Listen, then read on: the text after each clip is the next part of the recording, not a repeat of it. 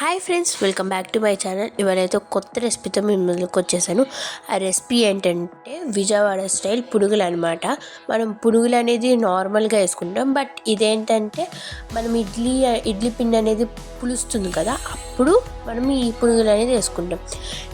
పులుసు పిండితో ఇడ్లీలు బాగోవు కాబట్టి కొంతమంది పడేస్తారు. అట్లా కాకుండా ఇట్లా ట్రై చేయండి, చాలా బాగుంటుంది. పునుగులు అనేది వేసుకొని ఫస్ట్ ఆ ఇడ్లీ పిండిని ఒక బౌల్లోకి వేసుకున్న తర్వాత దాంట్లోకి బియ్యం పిండి అండ్ ఆనియన్స్ అండ్ మిర్చి వేసుకున్న తర్వాత కరివేపాకు అనేది వేసుకోవాలి.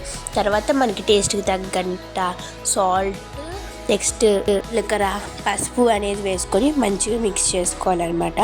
కొత్తగా నా ఛానల్ని ఎవరైనా చూస్తున్నట్టయితే లైక్ చేయండి, షేర్ చేయండి, కామెంట్ చేయండి అండ్ సబ్స్క్రైబ్ చేసుకోవటం మాత్రం అసలు మర్చిపోకండి. ఇప్పుడైతే ఒక ప్యాన్లో ఆయిల్ పెట్టుకొని మనం ఈ పునుగులు అనేది వేసుకోవాలి. ఇవనేది మంచిగా 2 sides డీప్ ఫ్రై అనేది చేసుకోవాలి. ఎక్కువ డీప్ ఫ్రై చేయకోకుండా మంచిగా చేసుకోవాలి. చాలా టేస్టీగా ఉంటే ఇట్లా మంచిగా 2 వైపులా డీప్ ఫ్రై చేసుకోవాలి.